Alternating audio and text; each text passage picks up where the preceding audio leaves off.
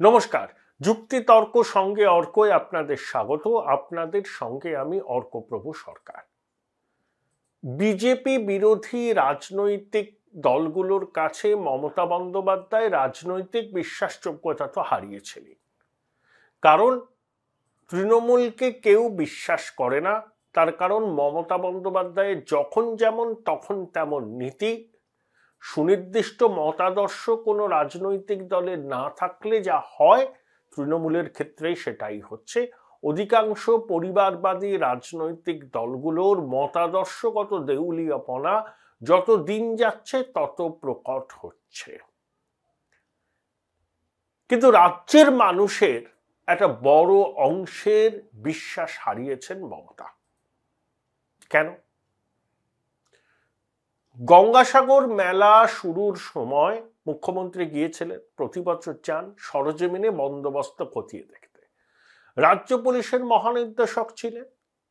তা রাজ্য পুলিশের মহানির্দেশক ক্যামেরার সামনে, টেলিভিশন চ্যানেলের বুমের সামনে কি বললেন? আইন যে নিজের হাতে নেয়, যে আইন ভঙ্গ করে তাকে রেয়াত করা হবে না। তারপর কটা দিন কেটে গেল, কোথায় গেল শেখ শাহজাহান? পুলিশের কর্তারা মুখে কুলুপ। বুধবার দিন ইডি সন্দেশখালীতে শেখ শাহজাহানের বাড়িতে গেল।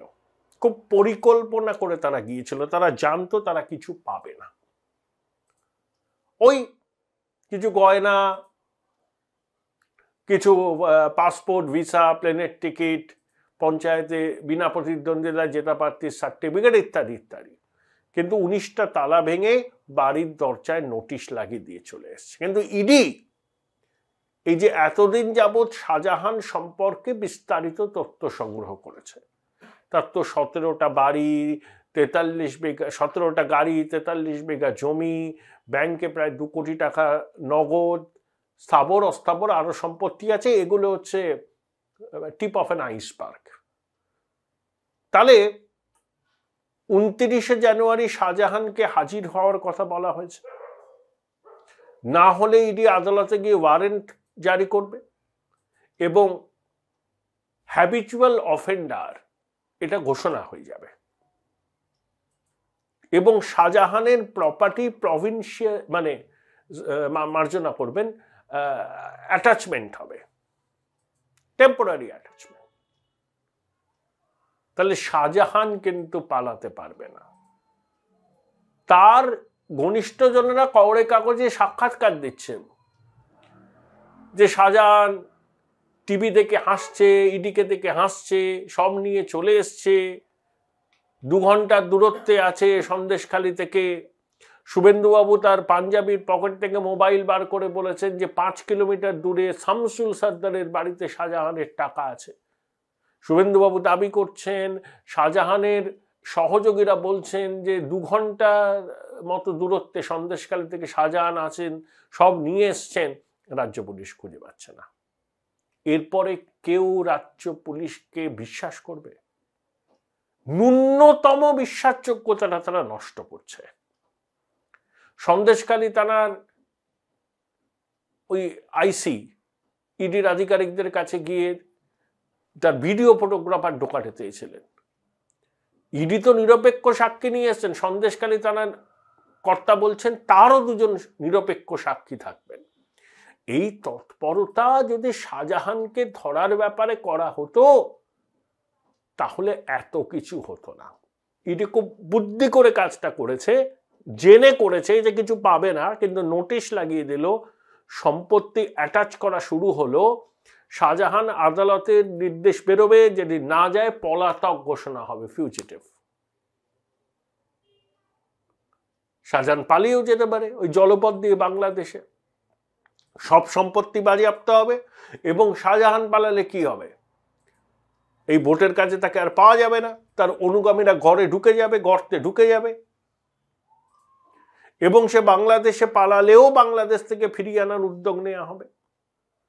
তাই সন্দেশখালীর বাড়ি ছেড়ে আড়ালে লুকিয়ে নেতাজির মতো বাণী বিতরণ করে শাহজাহান নিজেকে সবকিছু ঊর্ধ্বে প্রমাণ করতে চাইছেন। তো হিতে বিপরীত হবে, পালাবার পথ পাবে না।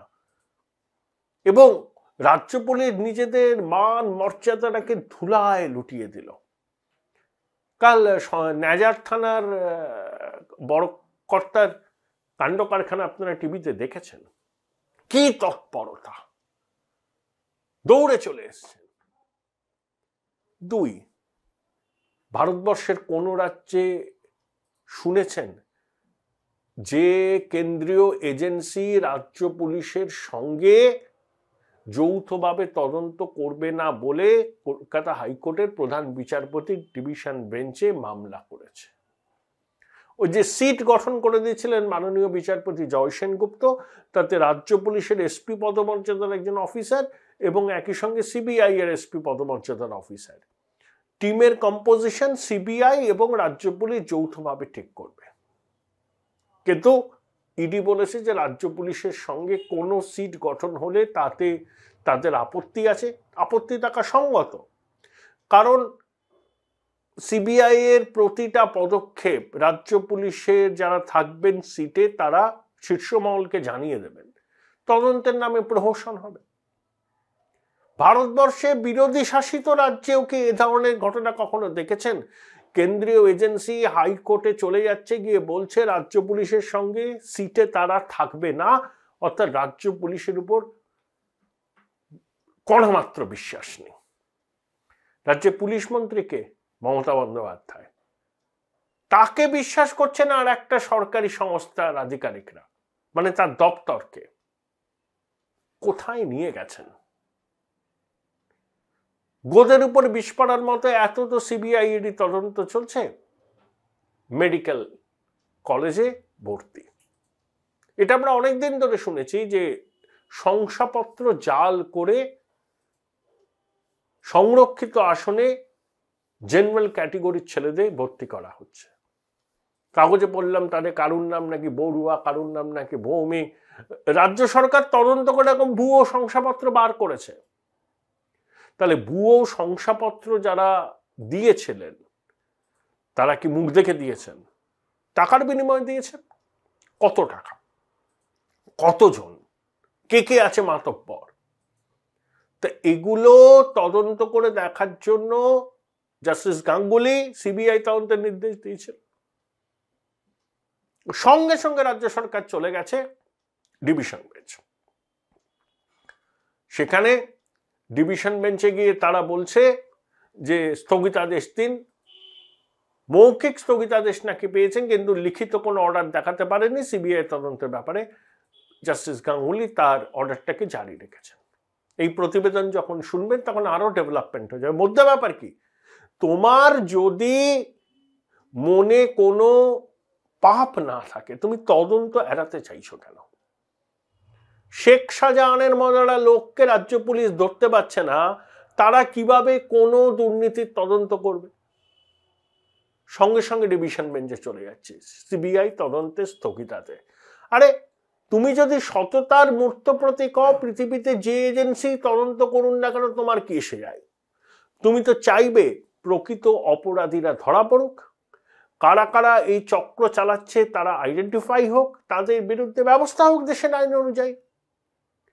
সিবিআই করুক, ইডি করুক, আমি তো চাইবো যে পুরো বিষয়টা মানুষের সামনে আসুক, ভুল সংশোধন করা। তা না করে চলে যাচ্ছে সিবিআই তদন্তকে রুখতে। এর থেকেই বোঝা যায় না কতটা ভীত মানুষের পরে বিশ্বাস করবে এই প্রশাসনকে।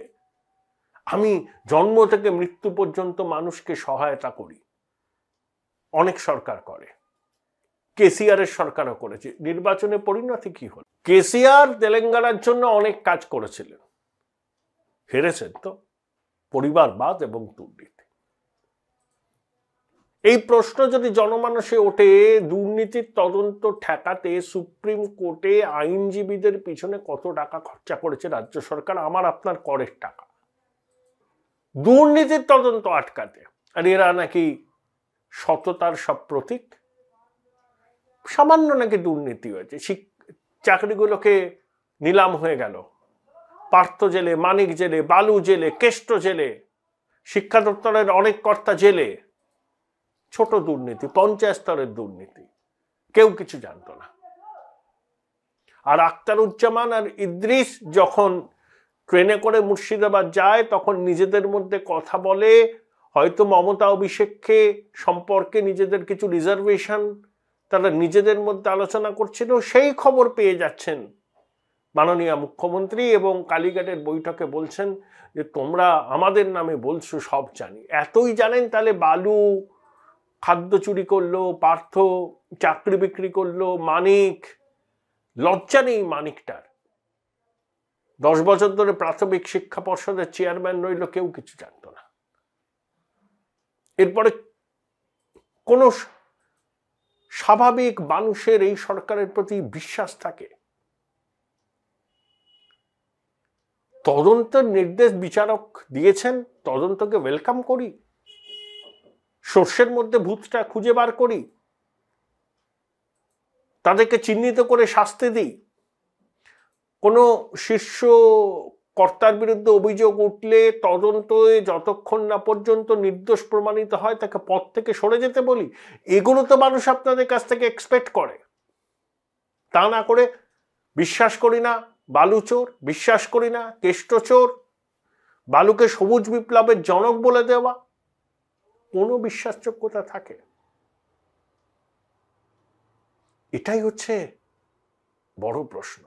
আর এখন সুপার নিউম্যারিক পোস্ট তৈরি করে চাকরি দেওয়ার চেষ্টা করেছিলেন শিক্ষক পদে, অর্থাৎ যারা টাকা দিয়ে চাকরি পেয়েছে তারাও চাকরি করবেন, আর যারা মেধায় চাকরি পাওয়ার যোগ্য তারাও চাকরি করবেন। শিক্ষা ব্যবস্থার হবে কি বলুন?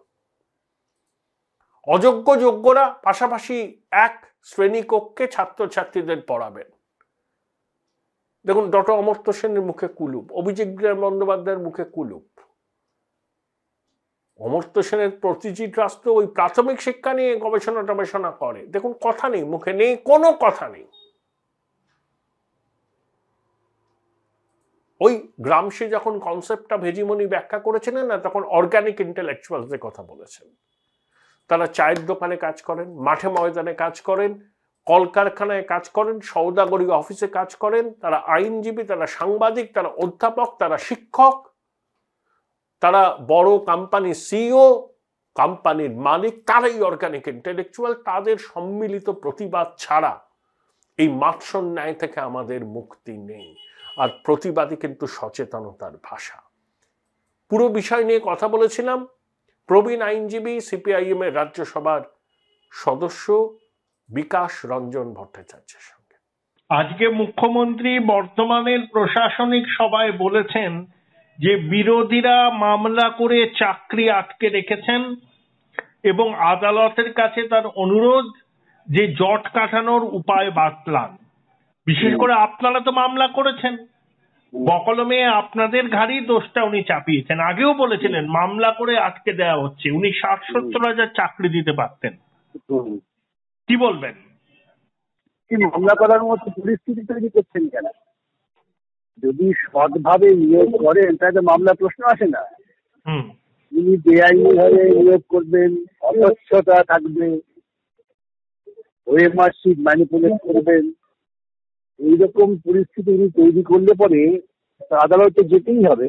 উনি কি চান যে উনি দুর্নীতি করে যা করবেন সেটাকে সবাই সম্মতি দেবে? তাতে না। অতএব যতই উনি বিরোধীদের বিরুদ্ধে বলুন না কেন, বিরোধীরা তারা তার মামলা করেন না, মামলা করেন চাকরি প্রার্থীরা। চাকরি প্রার্থীরা যখন দেখছেন তারা বঞ্চিত হচ্ছেন, তাদের যে ন্যায্য অধিকার, সেই অধিকার দুর্নীতির মাধ্যমে কেড়ে নেওয়া হচ্ছে, তারা আদালতে আসবেন এবং আদালতে এলে তারা আমাদের কাছে আসবেন। তারা মনে করেন সৎ আইনজীবী যারা তাদের কাছে যাবেন, সেখানে হবে। আমি তো বলেছি উনি ক্ষমতা থেকে সরে যান, দ্রুত নিয়োগ হয়ে যাবে, কেন দুর্নীতি হবে না। দুর্নীতি তো উনি করেন, সেই জন্য হচ্ছে। বিকাশ, ওই যে নাইসার আধিকারিককে কিন্তু সিবিআই গ্রেফতার করেনি, হার্ড ডিস্ক জমা করা হয়েছে কিন্তু কম্পিউটারকে উদ্ধার করা হয়। এটা নিয়ে তো কল্যাণবাবু প্রশ্ন তুলেছেন, আপনার সঙ্গে আদালতে বাদানুবাদও হয়েছে। কি বলবেন? আদালতটাকে মনে করছেন তৃণমূলের অফিস, সেভাবেই আবল তাবল বকে যাচ্ছেন। তার সাথে আইনের কোনো সম্পর্ক নেই। হচ্ছে বিকাশ দা, মেডিকেলের ভর্তি নিয়েও আবার গন্ডগোল। মাননীয় বিচারপতি অভিজিৎ গাঙ্গুলি সিবিআই এর নির্দেশ দিয়েছিলেন, জাস্টিস সৌমেন সেন উদয় কুমারের ডিভিশন বেঞ্চে মৌখিক স্থগিতাদেশ, রাজ্য সরকারের আইনজীবী সেই স্থগিতাদেশের নির্দেশের প্রতিলিপি দেখাতে পারেননি। জাস্টিস গাঙ্গুলি বলেছেন সিবিআই কে এফআইআর করতে হবে। এই জটটা কিভাবে কাটবে বলে মনে হয়? দেখুন, এই মামলার ডিটেলস তো আমি জানি না, কিন্তু এই মামলা আমি এখনো পর্যন্ত আমার কাছে আসেনি। কিন্তু এটা পরিষ্কার যে এসসি সার্টিফিকেট যেটা দেখিয়ে অনেকে এসসি কোথায় ভর্তি হচ্ছেন এবং সেই সার্টিফিকেট গুলো জাল, এইটাই তো একটা দুটো ক্ষেত্রে না, বহু ক্ষেত্রেই হয়েছে। সে তদন্ত করতে হবে তো এসসি জাল সার্টিফিকেট কারা ইস্যু করলেন, কেন ইস্যু করলেন, তার পেছনে কত টাকা লেনদেন হয়েছে, এটা তো পরিষ্কার। আপনার সেটা নিয়ে তো কোর্টকে তদন্ত করতেই হবে। এই যে দুর্নীতির শাখা প্রশাখা তৃণমূলের প্রশাসনের সর্বস্ব চলে গেছে। ওরা কেউই জোর করে বলতে পারছেন না যে আমরা নিয়োগ প্রক্রিয়া স্বচ্ছভাবে করতে পারবো। এটা তো মুখ্যমন্ত্রীর দায়, তা তো নৈতিক দায় নিয়ে পদত্যাগ করা উচিত যে ওনারগুলো সবই দুর্নীতির কাজ হচ্ছে। অনেক ধন্যবাদ বিকাশ দা, অনেক ধন্যবাদ, thank you. Join Indian Institute of Hotel Management now. Right choice, right decision.